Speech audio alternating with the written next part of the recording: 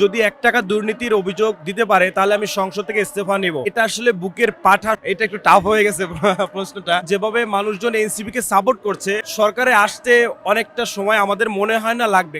কেন এনসিপিতে আসলে যারা আছে শীর্ষ পর্যায়ে, তাদের সাথে 2018-19-এ আমি আন্দোলন সংগ্রাম করেছি। কেউ কেউ আমার ব্যাচমেটও আছে, চলাফেরা করতে আমার কমফোর্টটা বেশি। জুলাই গণ অভ্যুত্থানের পিছনে বিশাল একটা শক্তি, এবং তারা ওই জায়গাটায় অটল আছে বাংলাদেশের মানুষের জন্য। বাংলাদেশের সংবিধান সংস্কার বলেন, বাংলাদেশের এই ঘনে ধরা রুলস রেগুলেশন বলেন, এগুলো সংস্কারের পক্ষে তারা এখনো ফাইট করে যাচ্ছে। তো যার জন্য আমার কাছে মনে হয়েছে যে এদের সাথে আমি কাজ করতে কমফোর্ট ফিল করব, এবং এদের সাথে কাজ করলে আমি আমার পার্টির কেউ ভুল করলেও সেই প্রশ্নটা আমি করতে পারবো, তাকে নিয়ে আমি আলোচনা সমালোচনা করতে পারবো। সো সব দিক বিবেচনায় আমার কাছে মনে হয়েছে দিস প্ল্যাটফর্ম ফ্রম মি। এটা একটু টাফ হয়ে গেছে প্রশ্নটা, কারণ স্পেসিফিকভাবে কাউকে বলা যাবে না। হাসনাত আবদুল্লাহ ভাইয়ের কথা বলি, সর্বশেষ যেটা তিনি করলেন, যে তিনি সংসদে দাঁড়িয়ে বললেন যে তার এলাকায় যে বাজেট বরাদ্দ যে ব্যাপারটা, যে সমস্ত প্রশাসন মিলেও যদি ১ টাকা দুর্নীতির অভিযোগ দিতে পারে তাহলে আমি সংসদ থেকে ইস্তফা নিব। তো এটা আসলে বুকের পাঠার সত্যতা, একনিষ্ঠতা, এখলাস যে ব্যাপারটা, ওইটা বুকের ভিতরে থাকলে আসলে বলা যায়। তো সেই জায়গা থেকে হাসনাত আবদুল্লাহ আমাদের এনসিপির বিশাল একটা সাইনবোর্ড, বিলবোর্ড, বাংলাদেশের বিলবোর্ড, এবং অন্যান্য যারা আছেন তারাও বেশ ইয়ং এবং সত্যতার সাথে কাজ করছেন, মানুষজনের সাথে মিশছেন, মানুষজনও তাদেরকে পছন্দ করছে, এবং আমজনতা মিলেই আমাদের এনসিপির বেশ অনেক মানুষকে, শীর্ষ নেতাদেরকে পছন্দ করছেন, এবং বাংলাদেশের মানুষ স্বপ্ন দেখছেন যে এনসিপির শীর্ষ যারা আছে তারা একসময় বাংলাদেশকে পরিচালিত করবে খুব সুন্দরভাবে। তো সেই জায়গা থেকে আমি কিন্তু একটু ঘুরাই পেঁচাই গেলাম।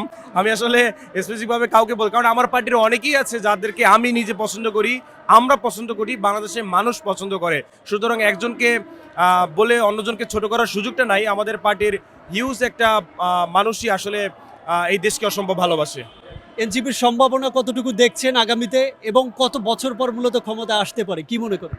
হাসনাত আবদুল্লাহ ভাই সম্ভবত বলেছিল যে আগামী 10 বছরে আমরা সরকারে আসতে চাই, আমি যদি ভুল না করে থাকি। হ্যাঁ, নিউজে দেখেছি।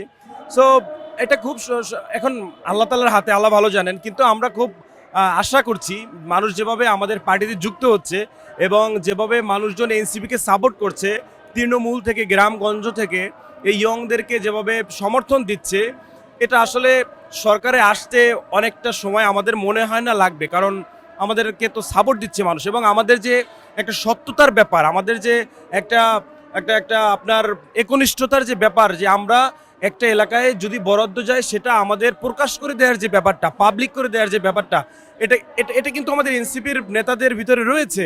যার জন্য কিন্তু বাংলাদেশের মানুষ এদেরকে ফলো করে, বিশ্বাস করে, ভরসা করে যে এরা যদি সরকারের মেইন টার্মে আসে, মেইন জায়গায় যদি বসতে পারে, তাহলে এই দেশ নিঃসন্দেহে কোনো ধরনের কনফিউশন ছাড়া এই দেশ এগিয়ে যাবে, এবং যেই জন্য মানুষ, ছাত্র জনতা মিলে জীবন দিয়েছিল, যুদ্ধ করেছিল, সেটা হয়তো সার্থক হবে।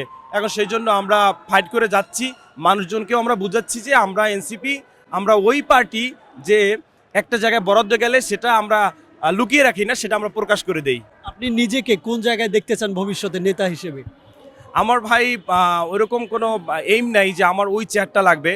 আমি দেশের মানুষকে, বাংলাদেশকে ভালোবাসি। সুতরাং আমার যোগ্যতা বলে আমি যেই জায়গাটা আমার জন্য হয় সেটার জন্য আমি সন্তুষ্ট।